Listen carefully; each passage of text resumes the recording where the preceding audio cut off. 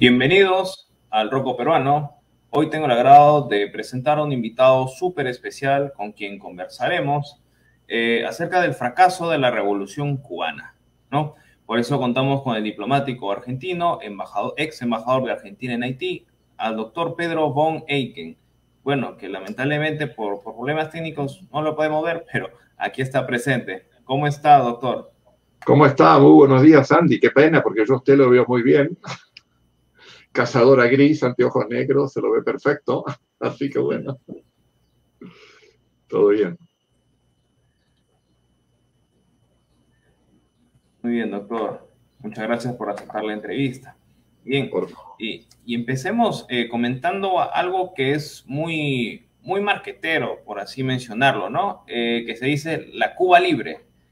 ¿Cómo es que entre comillas, Cuba Libre se terminó, pues, manchando ya en el gobierno de los Castro? Yo me licencié en Ciencias Políticas hace justo 40 años, obviamente antes de ser diplomático, y hace 8 meses me doctoré en la misma Universidad Católica Argentina. Y para los cursos de doctorado, hace 6, 7 años, antes de hacer la tesis, tuvimos que hacer varios papers, varios trabajos. Y uno de ellos lo hice titulado El concepto de libertad en José Martí.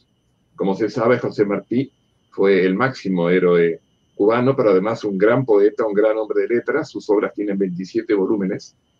Y la Revolución Cubana ha sacado mucho de Martí para sus eslóganes, para su propaganda, se ven en la calle, en La Habana. Pero hay algo que no ha dicho de Martí, y yo lo digo en este paper de 30 páginas más o menos. Martí quería una Cuba libre, como el famoso trago, que además bien hecho es muy bueno. Pero la Cuba libre que quería Martí no era solamente hacia afuera de España y, bueno, después de Estados Unidos, que fue el que tomó, digamos, la guerra de independencia. Martí quería también, y enfatizo esto porque se trata nada menos que de, lo llaman ellos, el apóstol, el máximo, hombre de letras y soldado de la independencia. Quería también la libertad plena para Cuba, interna, puertas para adentro. Se podría decir que Cuba sí es un país libre desde 1902, cuando Estados Unidos firmó un tratado que termina dando la independencia de Cuba, aunque había sido iniciada la guerra contra España, fue la última colonia española.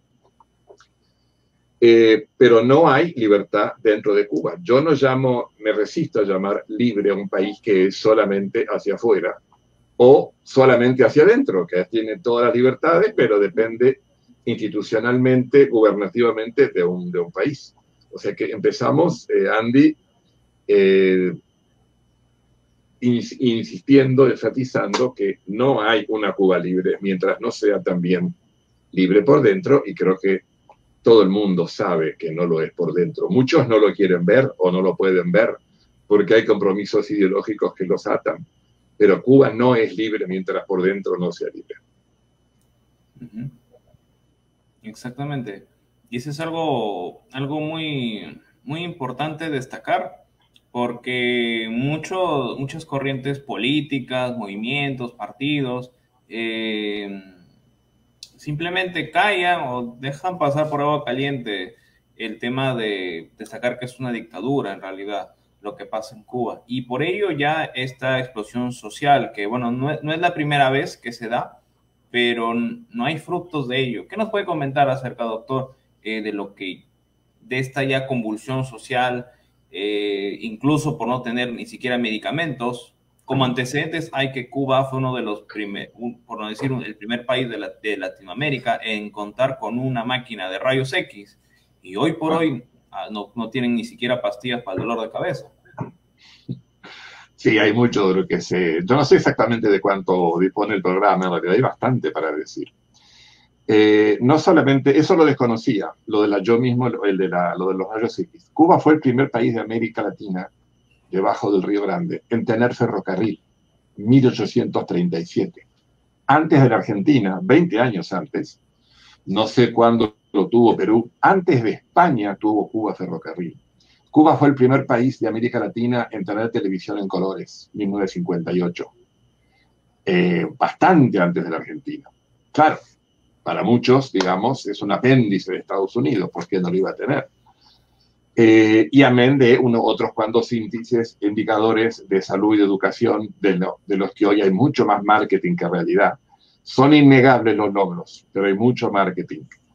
Pero hubo, por ejemplo, de lo que hay, las grandes obras de infraestructura, la primera ruta nacional, carretera de oeste a este o de este a oeste, el túnel de la Bahía en La Habana, que une la ciudad de La Habana con la carretera que va hacia Varadero, son todas las grandes obras cubanas de infraestructura, todas son obra previa a la revolución.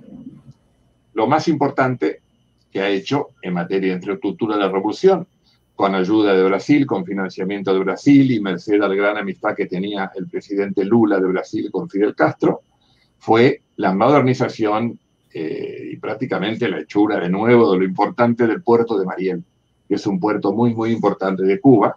Mariel, cuando nos viene a la memoria Mariel y los marielitos, nos viene más bien porque en el año 80, cuando miles de cubanos que ya no daban más con este sistema se refugiaron precisamente en la Embajada de Perú, fueron miles, primero cientos. Bueno, Fidel abrió, digamos, las compuertas, abrió el grifo y se fueron por el Mariel. Pero Mariel hoy es un puerto importantísimo y podría ser un gran puerto, digamos, para actividades comerciales muy importantes. Hay tremendo déficit de habitacional, hay déficit de transportes. Yo lo que insisto, y por eso se me ocurrió, digamos, dedicar mi tesis a este tema, yo en mis 38 años de carrera diplomática la empecé en Alemania. Yo estuve 2 veces, 9 años. Me tocó ver la caída del muro de Berlín y la reunificación alemana. Luego estuve también en Finlandia. Mi carrera terminó como embajador en Haití. Pero lo que me impresionó de Cuba, que me preguntaba cuando llegué y cuando lo recorrí, Andy, porque la recorrí entera de este a oeste y la Isla de la Juventud, antes llamaba Isla de Pinos. Mucha gente, la gran mayoría de gente, a favor o en contra, habla de Cuba, pero no la conoce. No estuvo nunca. O habrá estado en La Habana Vieja, en Varadero, el monumento al Che Guevara, probablemente algunos un poco más, 1 o 2 semanas. Eso no es conocer Cuba profundamente, eso no es hablar con los cubanos de a pie. Todo lo que me está mostrando en mi tesis doctoral, tengo fotos de ese tipo, todo lo que está mostrando. Por eso me animo menos a hablar sobre Venezuela, por ejemplo, a pesar de la gran vinculación que hay, geopolítica, política, económica, porque nunca estuve en Venezuela. Obviamente estamos muy informados de lo que sucede en Venezuela, pero nunca estuve. Yo en Cuba estuve 3 años, con mi carro, en avión o en autobús, he recorrido la isla entera.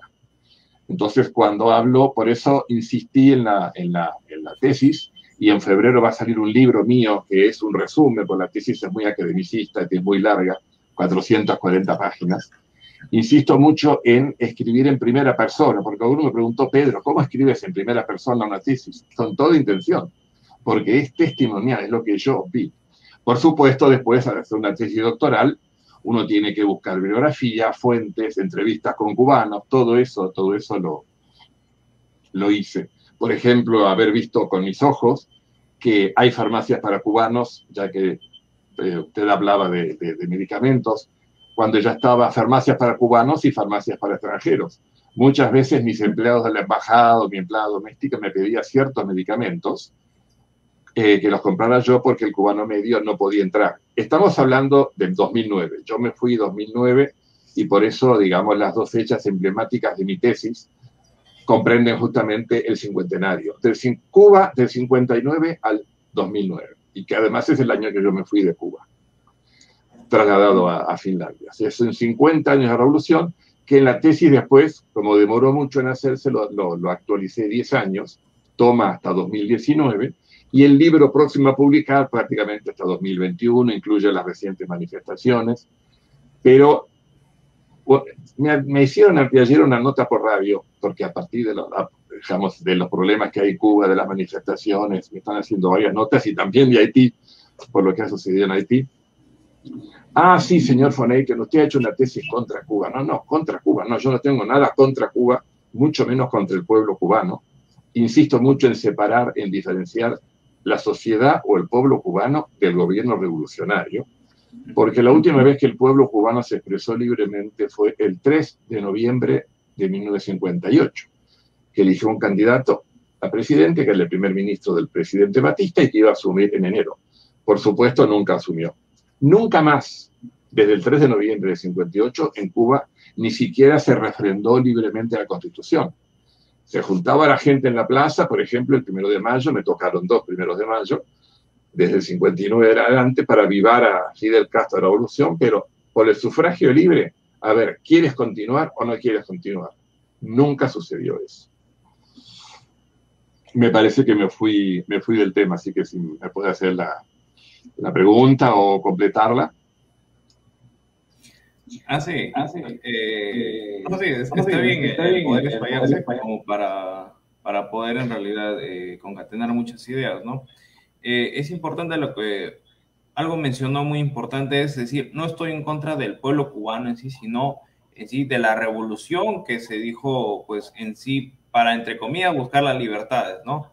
Que ya nos ha comentado al principio, la libertad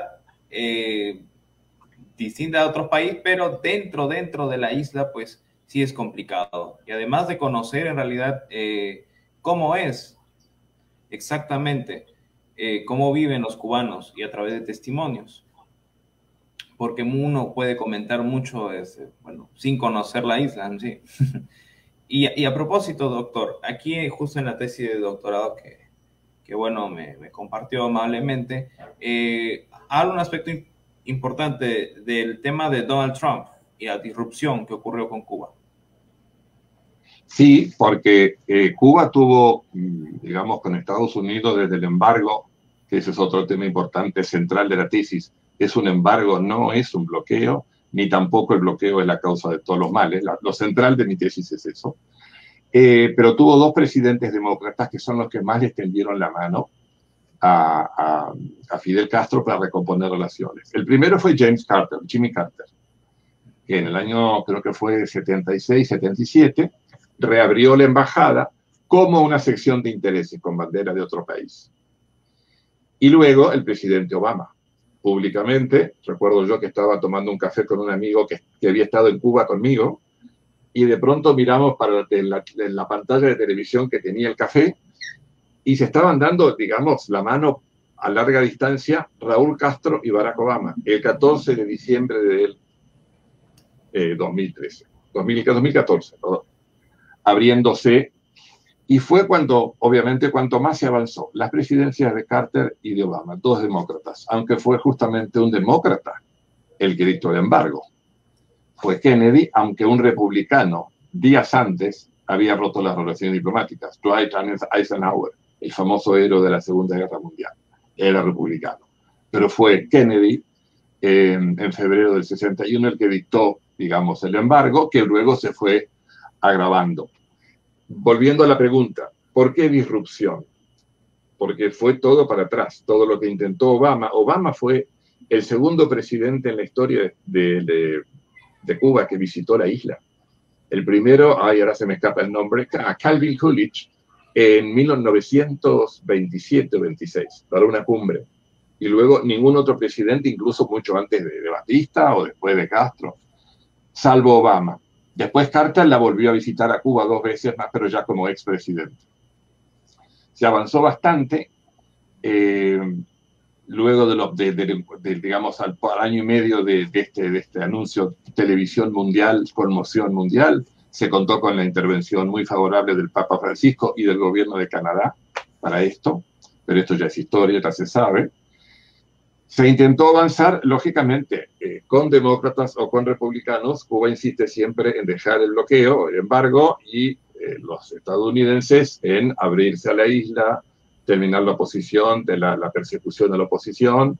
Pero se habían empezado a abrir algunas cosas, a volver a, digamos, aumentar la posibilidad de girar, o aumentar los montos para girar remesas al exterior, en fin, cosas que ya habían intentado otros presidentes.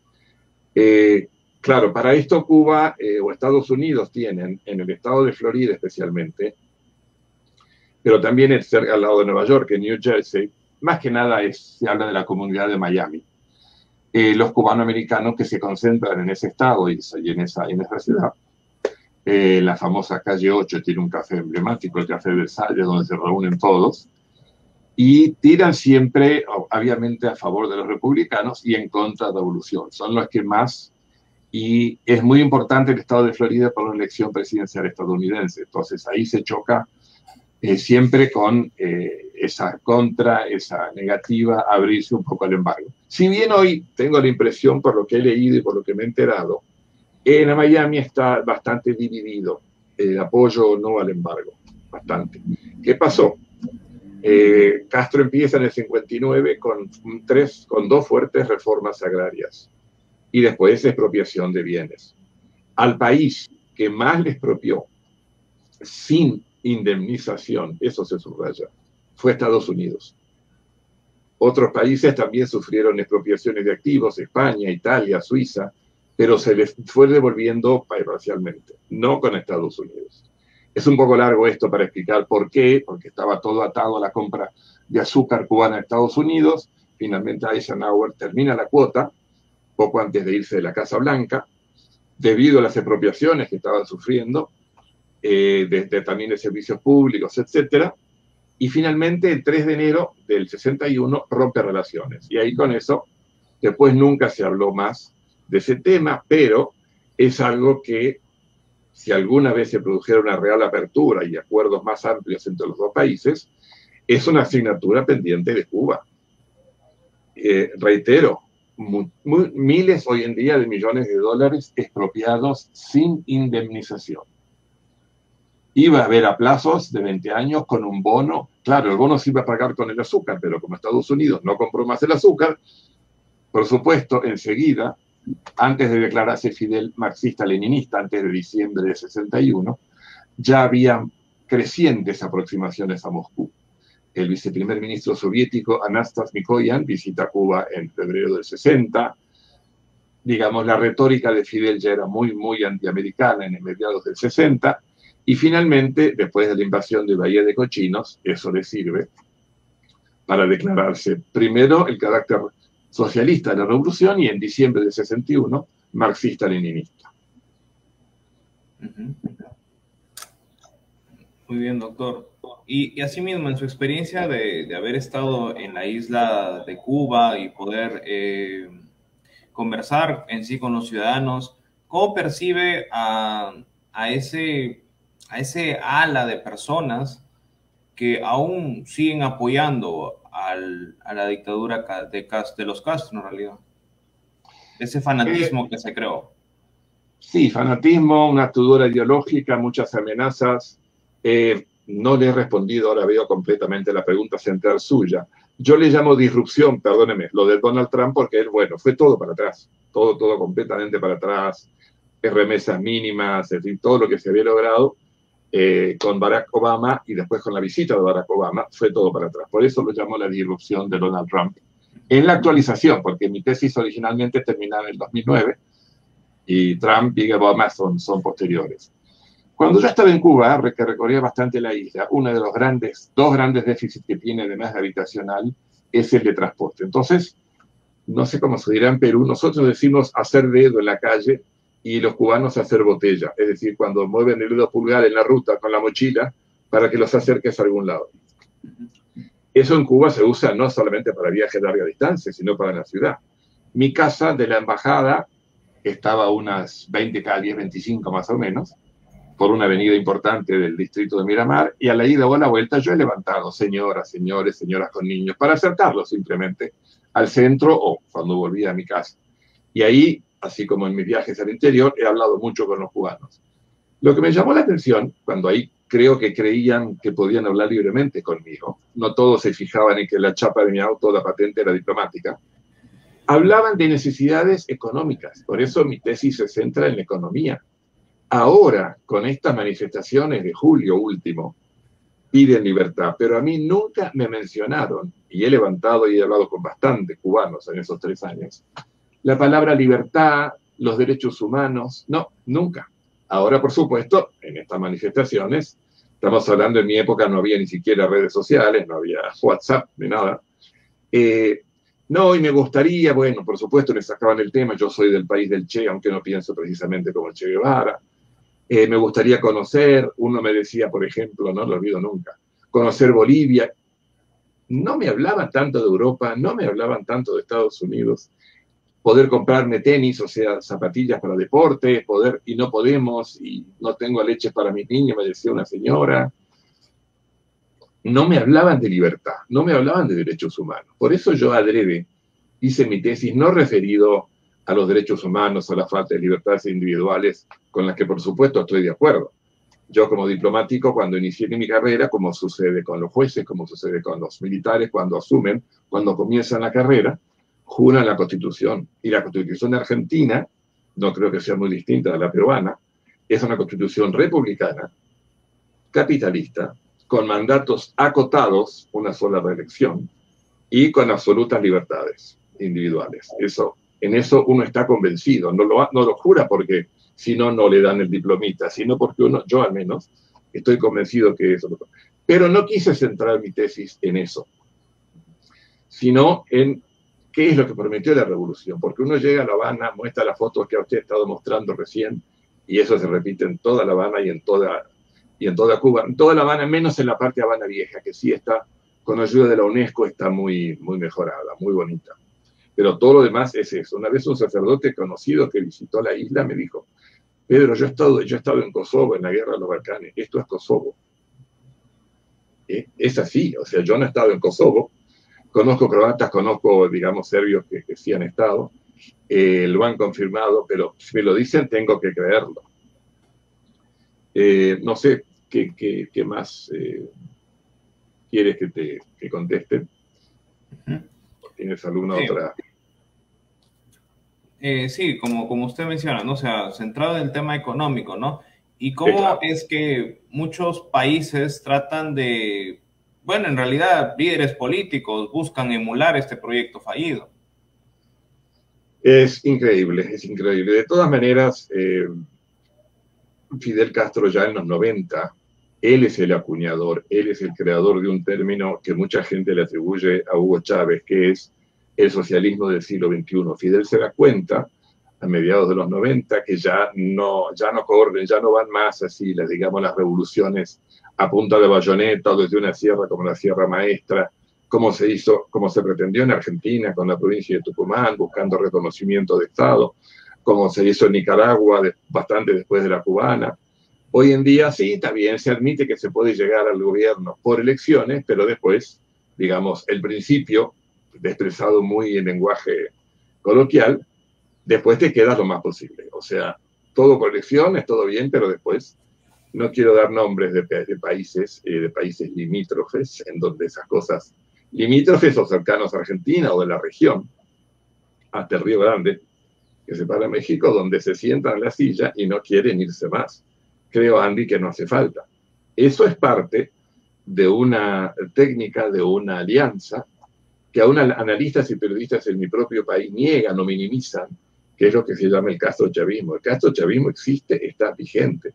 El castrochavismo es, en ciencia política, las teorías de Antonio Gramsci, el populismo, el movimentismo, es decir, llegas por elecciones, pero para quedarte. Y eso es lo que ha sucedido, evidentemente, en Venezuela.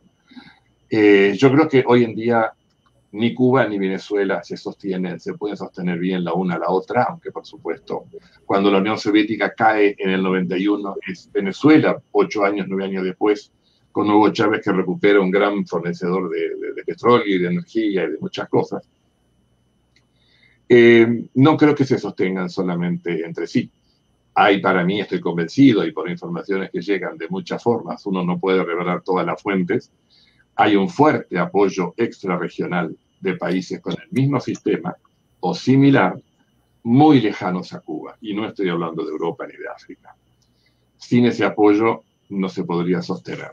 La propia Venezuela está nadando en un mar de petróleo, en reservas de gas impresionantes, y creo que se ha producido una migración de 4 o 5 millones de personas. Cuba tiene 11 millones y pico de habitantes. Se calcula más o menos que entre 2 y 3 millones, cálculos menos y más conservadores, se ha ido del país en estas décadas. Cuando uno está bien en su país, conforme en su país, no se va, se queda. Cuando uno se va tanto es porque una de las partes importantes también de mi tesis es una comparación, y por eso la editorial que lo va a editar me lo va a editar porque gustó justamente esa comparación entre Cuba y Vietnam. Es verdad, Vietnam tiene 3 veces el tamaño de Cuba, Vietnam tiene 90 millones de habitantes, pero ¿por qué hice esa comparación? Tanto Cuba como Vietnam eligieron el sistema político económico marxista-leninista. Vietnam ya triunfó después de la guerra con Estados Unidos, 75, Cuba del 59, recién en el 61 lo adopta, digamos, formalmente, pero Vietnam desde el 86 encara lo que llama el Doi Moi. El Doi Moi en vietnamita es parecido a la perestroika soviética, digamos, de la perestroika de Gorbachev. Una reestructuración, un cambio. En el 86 lo inicia. Ya estaba Gorbachev al mando en la Unión Soviética, que es el que iba, digamos, su mandato es el que iba a desencadenar la caída del muro de Berlín, la caída de la Unión Soviética, etc. En cambio, Cuba sigue igual. Y lo ha dicho, he tenido que leer unos 30 o 40 discursos de Fidel Castro a lo largo de estos años. A mí no me vengan con perestroika, yo sigo igual. Bueno, termino ese capítulo. ¿Cómo está Cuba y cómo está Vietnam? Hay, por supuesto, un análisis académico con una cientista política americana que da unos cuantos, 7 factores políticos. Por ejemplo, capacidad de Vietnam y de Cuba de políticas a largo plazo. Cuba tuvo un gran personalismo durante 48 años con Fidel Castro. Ese no fue el caso de Vietnam. El gran héroe de la revuelta vietnamita murió igual en el 69, pero los que lo siguieron a partir de fines de los 80, principios de los 90, se sucedieron en el poder y en la dirigencia del Partido Comunista, a partir del 90, 86, 90. En Cuba siguió Fidel Castro, las mismas recetas, todo exactamente igual. No olvidemos que el conflicto vietnamita comenzó siendo civil, el norte con el sur, claro. Los vietnamitas cuando hacen ese cambio también incorporan al gobierno socialista, cuando deciden hacer buena parte de la economía de mercado, a técnicos que habían sido de Vietnam del Sur. Hay una relación excelente, muy buena, entre otros de las cosas que deben compararse, entre el vietnamita y la diáspora vietnamita que sigue habiendo. Es decir, y comportamientos económicos, porque insisto, mi tesis es económica más que hablar de libertades. En el año 94, creo que es, o 95, Bill Clinton retira el embargo económico que tenía Vietnam. Eso no ocurrió con Cuba. Y Obama en el 2016, retira el embargo de armas que tenía Vietnam. Es decir, el comportamiento, Vietnam está otra vez asociado a los organismos multilaterales, al FMI, por tener crédito. Y ahí está el gran problema de Cuba, digamos, el del bloqueo, sí, que yo llamo embargo. Macroeconómicamente es la falta de crédito, no tiene crédito. Estados Unidos rompió el embargo con Cuba, lo redujo notablemente, cosa que tampoco se publicita mucho, en el año 2000, en el tránsito de Clinton a Bush Jr., y desde entonces Estados Unidos le puede vender a Cuba alimentos y medicinas. Yo he comprado en La Habana arroz americano, medicamentos americanos, sin ningún problema. Esas son cosas que hay que tener en cuenta. ¿Qué pasa? Estados Unidos, cuando, digamos, produce un quiebre en el bloqueo o en el embargo, en esos temas, en alimentos y medicinas, lo que exige es que Cuba pague al contado, mientras que los demás países les permite comprar a crédito. Y en barcos americanos que vuelvan vacíos, porque le vendían a Cuba, no le compraban. Me tocó 3 años en una feria multisectorial comercial de Cuba, que es la FIAB. Había gobernadores de Estados Unidos, había gente presionando en Washington para acabar con el embargo, para hacer más negocios, lo que nunca se adoptó. Pero en 2008, Estados Unidos le vende a Cuba 710 millones de dólares en alimentos. Fue el récord. Después fue bajando, justamente porque el problema es el crédito. Con Argentina, Cuba tiene una deuda de casi 3.000 millones de dólares desde el año 74. Era presidente Perón, la tercera presidencia. Fue un préstamo en 6 partes en bienes de capital, no en dinero. Nunca fue pago, nunca fue pagado. Hay muchos profesores de izquierda en Argentina, de la izquierda más radical. Argentina debería condonar esa deuda. Otros países no la condonaron. Cuando yo estaba en La Habana, el primer país, digamos, acreedor, dejando de lado la Unión Soviética, que obviamente fue el mayor de todos, pero que Fidel no le quiso pagar, era Japón, deuda privada y deuda pública. El segundo era Argentina. Con Japón se llegó a acuerdos, se facilitó, digamos, se reestructuró. Nosotros hemos pretendido varios gobiernos reestructurar la deuda, una quita razonable o capitalizar la deuda, ¿no? con inversiones, etc. Nunca se llegó a nada. Tampoco el actual gobierno argentino, que es muy afín a la revolución. Interesante, doctor. Y doctor, una pregunta es, ¿cree que existe salida después de que aún siguen viviendo bajo esta dictadura? ¿Hay salida para los cubanos en realidad? Bueno, aparte de emigrar a otros países, o sea, seguir combatiendo dentro de la isla. Yo prefiero ser optimista, yo prefiero pensar que sí, pero es muy difícil. La mención del bloqueo le sirve mucho a las autoridades de la revolución para frenar todo. Si no me desbloqueas, no hago nada. Y a la vez Estados Unidos, bueno, si no liberas un poco, digamos, el apriete a perseguir, encarcelar, no saco el bloqueo. Es decir, es muy difícil. Porque sobre todo para Cuba también es como una excusa, ¿no es cierto? El bloqueo es la excusa para todo. Lo que tiene Cuba, lamentablemente, es un bloqueo interno, y eso no es una palabra que he inventado yo, es una palabra de los cubanos. Hay que recordar respecto de esto, antes de los movimientos, digamos, de las manifestaciones que hubo el 11 y 12 de julio pasado, en gran medida movilizadas, como lo que sucedió en el norte de África, por redes sociales que no había antes, tienen un antecedente, que fue el 5 de agosto del 94, en pleno periodo especial, se llamó en esa época, del 91 al 98 o al 96, los cubanos la pasaron realmente mal cuando la Unión Soviética rompe con toda digamos, no entrega más petróleo, sino hay dinero contado. Se produce cuando cae la Unión Soviética. En el 94 la situación era tremenda, tremenda, tremenda. Y entonces en un momento un buen grupo de cubanos se acerca al malecón habanero a protestar. Al poco tiempo aparece Fidel Castro con su gente, los logra calmar, por supuesto también es reprimido, pero claro, en el año 94 por lo menos estaba Fidel Castro con su carisma. En julio de este año, no. Y la situación económica se podría decir que es similar a la de la década del 90, que para mí fue la peor de la historia del país desde la independencia, por el rompimiento de la Unión Soviética, o por la implosión soviética. Y ahora se esperan, anunciadas por la oposición, anunciadas libremente y públicamente en el mundo, nos enteramos, por las redes sociales también, que el 15 de noviembre, el lunes 15, van a volver a salir a la calle.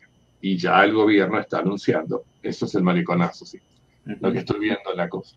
Y ya el gobierno está anunciando, por las mismas redes sociales y también por la prensa, que va a reprimir. Ya la situación, ahora sí, como yo aviso al principio, cuando yo estaba no me hablaban de libertad, ahora hablan de libertad y de no tenemos medicinas, no tenemos las vacunas digamos, de esta paraíso de la salud, como se dice, que es bastante marketinero, que es más marketinero que real. Ellos estaban ensayando 2 o 3 candidatos vacunales, no vacunas propiamente dichas, la Soberana, la Abdala, por ejemplo. No sé si ya qué proporción de cubanos está siendo vacunado, pero lo desesperante es que a veces, a pesar de la situación paupérrima, tienen el dinero, tienen los dólares para comprar. Lo que pasa es que no hay nada en los comercios. Algo parecido en menor escala nos pasaba a mi esposa y a mí en La Habana. Tuvimos que importar de Alemania leche, aceite, cosas que de pronto uno iba al supermercado y no estaban. Ahora es mucho peor, mucho peor. Yo estaba en Haití como embajador, me visitaba un amigo cubano que tenía negocios allí y le preguntaba, ¿y cómo está Cuba? Peor, Pedro, peor que cuando tú estabas. Estamos hablando de hace 2 años comparado con 12 o 13. Prácticamente es lo del periodo especial, de los años 90. Y por eso la gente sale a la calle. Pero ahora piden libertad. No solamente no tenemos nada para comer, no, es eso y libertad. En definitiva, aunque no es el centro de mi investigación académica. La libertad está estrechamente unida con el bienestar. Ese es el tema. Exactamente, doctor Pedro. Bueno, bien, de esta manera creo yo que se han tocado puntos importantes como para que la comunidad pueda escuchar y esté atenta también a la publicación del libro que nos vino comentando, ¿verdad, doctor? Para Sí, el mes sí, de esto febrero. creo que va a ser en febrero más o menos que lo vamos a tener listo, y si puede ser presencial, volver a la Feria del Libro Argentino, que siempre fue en Buenos Aires, que era en abril, pero sí me interesará mucho. Ya he sido convocado en Miami y en otros países para hacer una presentación presencial, digamos, del libro. Aparte de que gracias a la tecnología se puede hacer también por Zoom. Ujú, Eso va a ocurrir a partir de marzo, supongo. ujú. Definitivamente. Muy bien, doctor Pedro Von Eycken. Agradezco su presencia para esta interesante entrevista que van a seguir, bueno, compartiendo las personas que están aquí viendo. Y nuevamente agradecerle y hasta una próxima edición. La próxima edición con las dos fotos, con las dos caras. Pero Exactamente. ha sido un gusto mío. Gracias.